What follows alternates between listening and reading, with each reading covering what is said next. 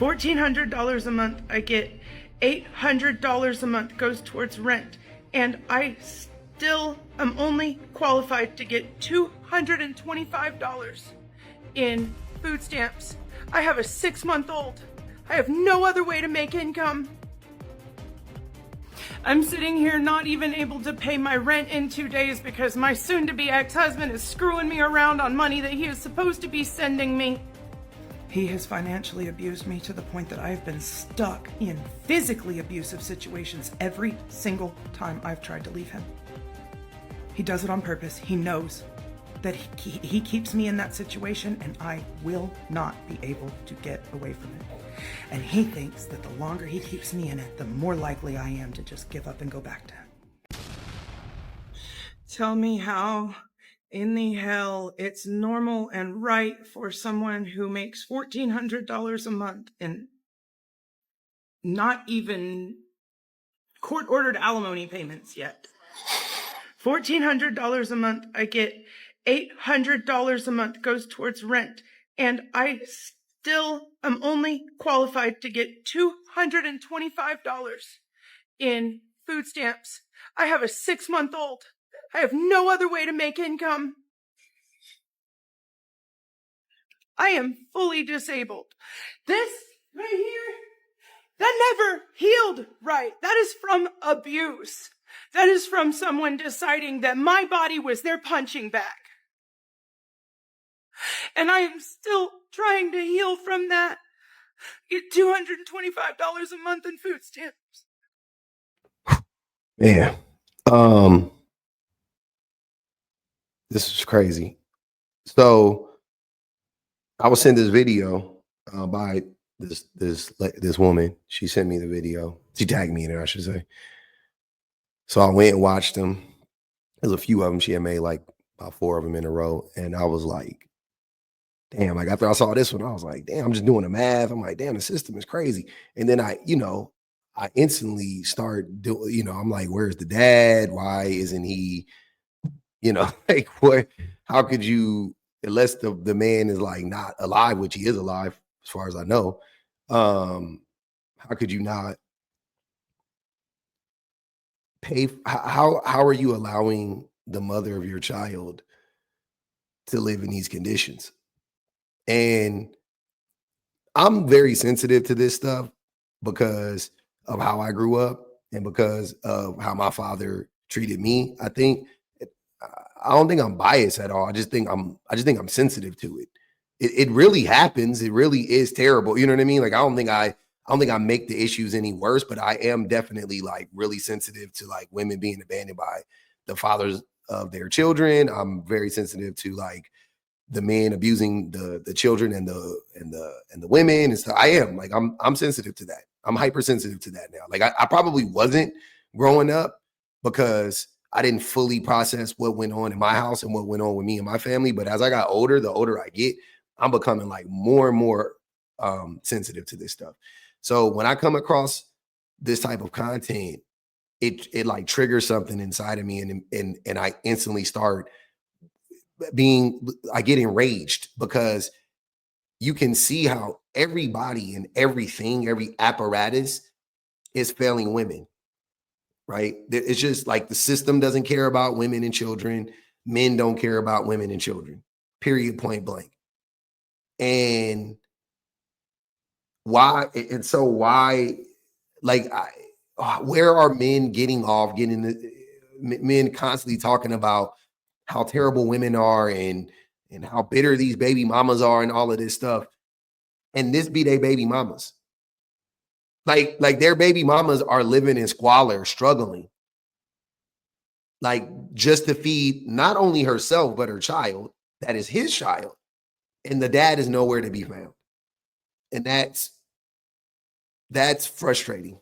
That's for me, I'm saying for her, it's heartbreaking and it's dangerous. But for me, it's frustrating and enraging. I'm like, yeah, this is wild, but let's get into this story more because she shared a lot and it's heavy. I ain't gonna hold y'all.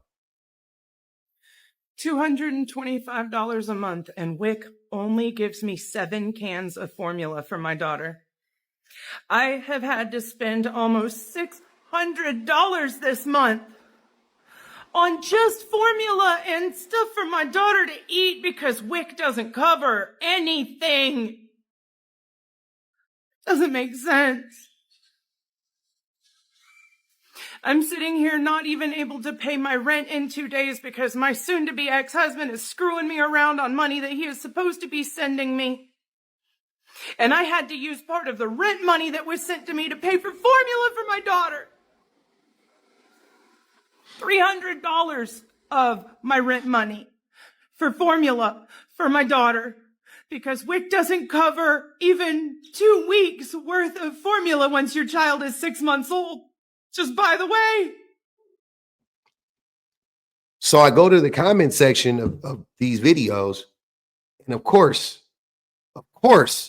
who do you find in the comment section? Men telling her to get a job with a 6-month-old baby and don't make enough money to pay rent. Who's gonna watch this? Who's gonna watch the 8-month-old baby? I'm sorry, it's 8 months old. Who's gonna watch her 8-month-old child?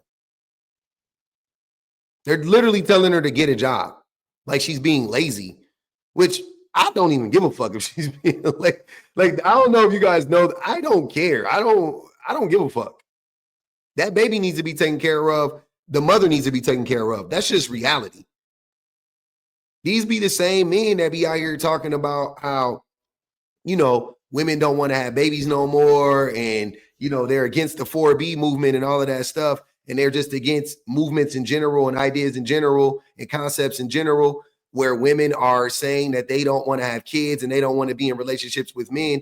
This woman, from what I can tell, is a DV survivor in the middle of a divorce from a man who abused her and her child, and he is continuing to abuse her financially after they split up, and the system is not there to help her. I hope that she gets, I hope she gets restitution. I hope that the system, helps her out, because I grew up on food stamps and I grew up in poverty and I grew up on Section 8. If I didn't have those things growing up, I wouldn't be here, because my father damn sure wasn't going to do nothing to help me. My brother's father damn sure wasn't going to do nothing to help me. My mama boyfriend damn sure wasn't going to do nothing to help us. So the men wasn't doing shit. The men that was supposed to be doing, they wasn't doing nothing. Not a damn thing. They was sucking the women dry. The women couldn't make ends meet. The dude to show up and ask him for $50 so he can go trick it off on some other girl or some other woman. That's what I grew up around. So no, I don't want to hear that shit. Y'all don't get to be pro-life and then turn around and tell a woman like her to go get a fucking job with an 8-month-old baby. You can say whatever you want. I don't care. I know woman, I know child, I know food, I know shelter. That's what I hear. That's what I know. I know everybody needs. I know that that's what they need to survive. And you got to give it to them. I don't care if she's milking this.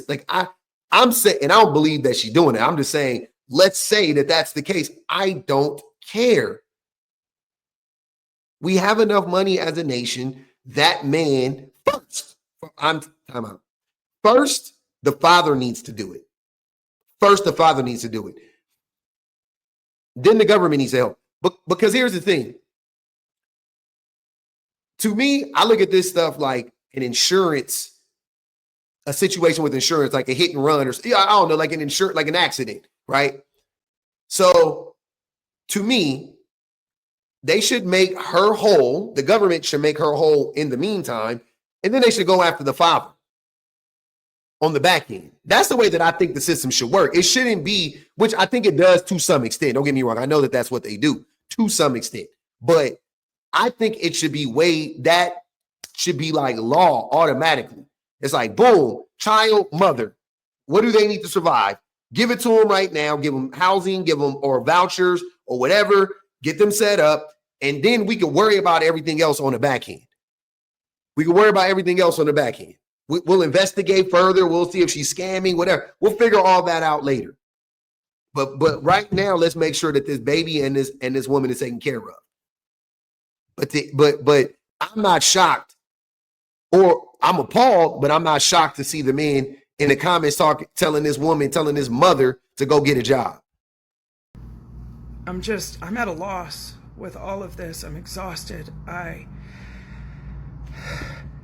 Over the past year and a half, have been forced to try to learn the law and the entire state of Oklahoma, all the laws, every law that includes everything to do with divorce and child custody, and all because my ex-husband makes $100,000 a year, hired himself a real expensive attorney when I said that I would like to file for divorce.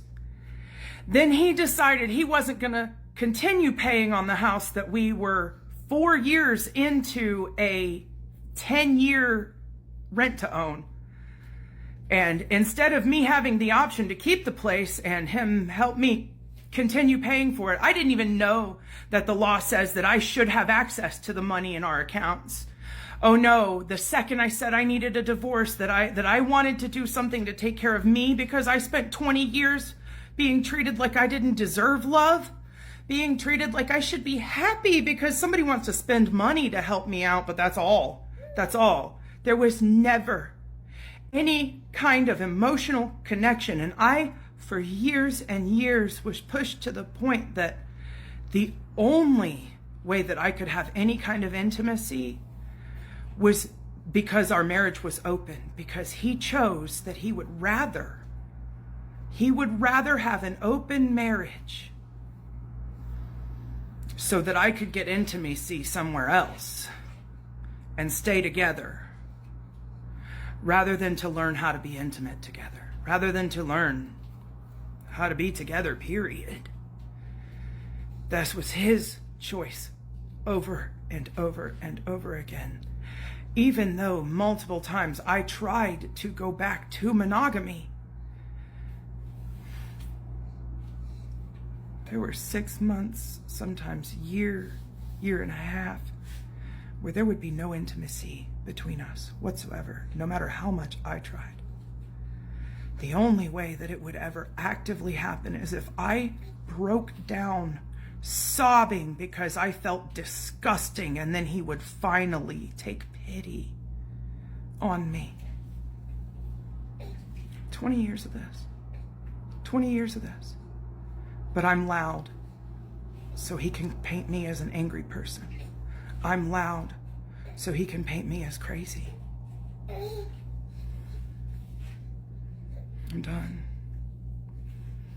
He has financially abused me to the point that I have been stuck in physically abusive situations every single time I've tried to leave him. He does it on purpose. He knows that he keeps me in that situation, and I will not be able to get away from it.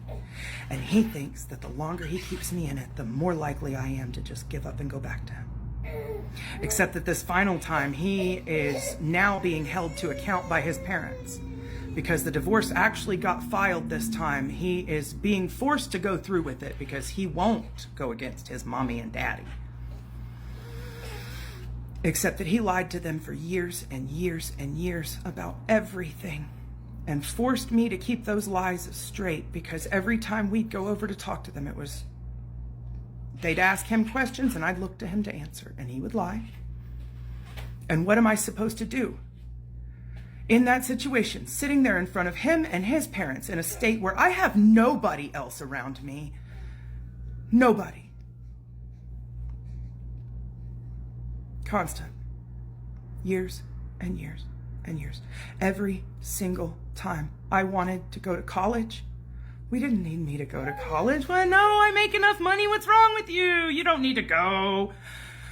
Every single time I wanted to better my life. Every single time I wanted to better our lives, because we could have used me to be able to make money too. We could have used me to have a career.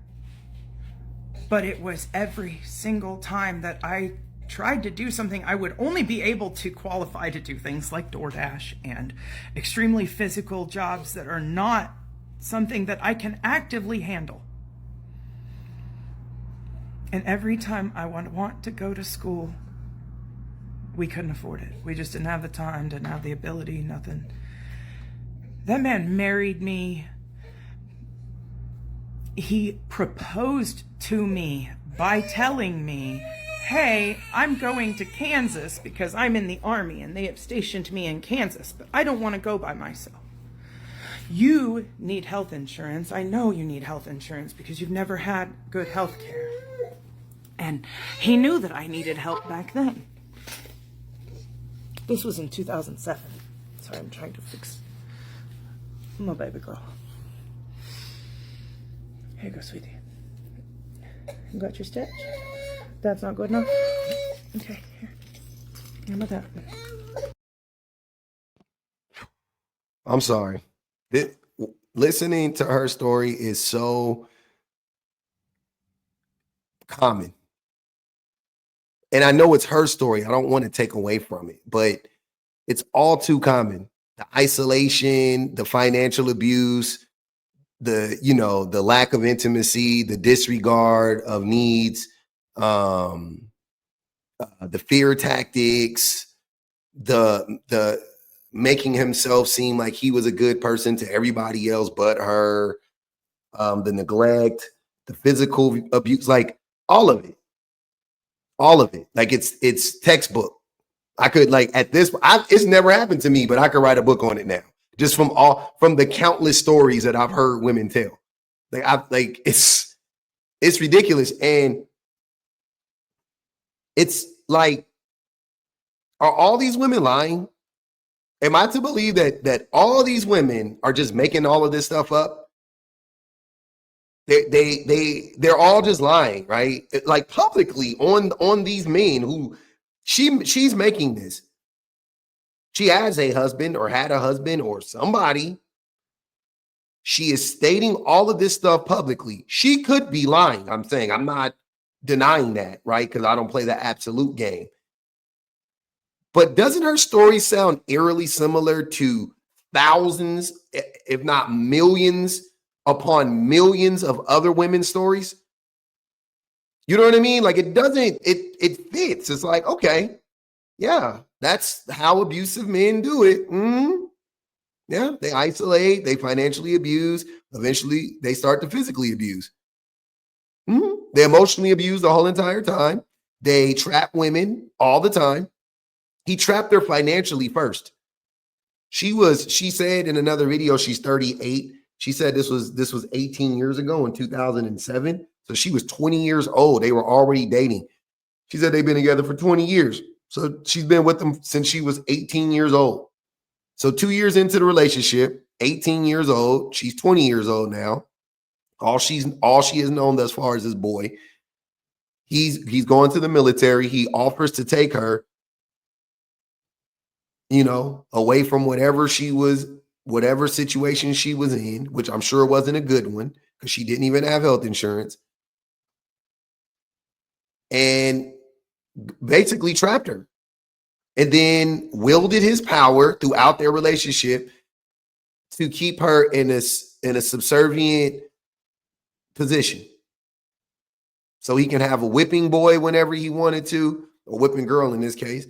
So he can have somebody that would answer every beck and call. So he can have somebody help build him up and get him established to the point to where now in the state of Oklahoma, right? Or yeah, I'm guessing they're in the state of Oklahoma, he makes 6 figures. In Oklahoma, that's a lot of money. Yeah, I know America is expensive, but in Oklahoma, that's a good amount of money. Now, they're splitting it between between two people, right? So I always look at that as like household income is different than individual income. I make X amount of dollars, and for me, that would be good money. But once you add a wife and kids to that, maybe it's not so good, right? Me in California making $150,000, that's good money. Me having a wife and kids, if I were to be making $150,000, maybe that's not, I'm saying that's decent. We could definitely afford rent and food and, things of that nature. But yeah, that's not that much money. We're not balling.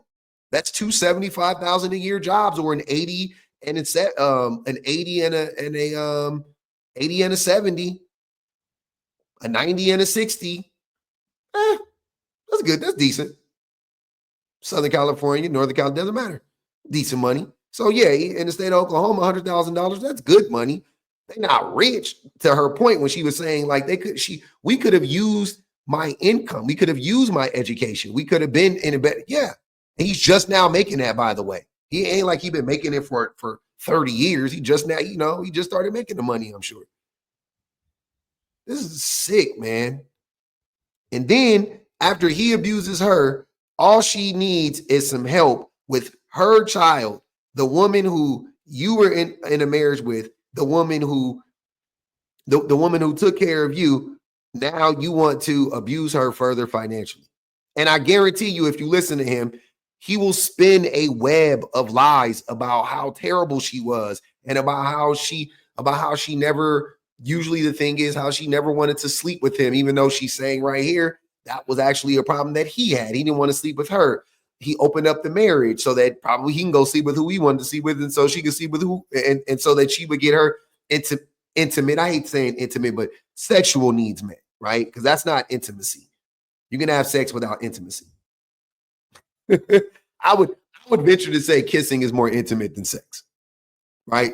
Like I think on the scale of intimacy, right? Not physical. I get the physical part of it, but intimacy, like that mental thing, I think kissing is more.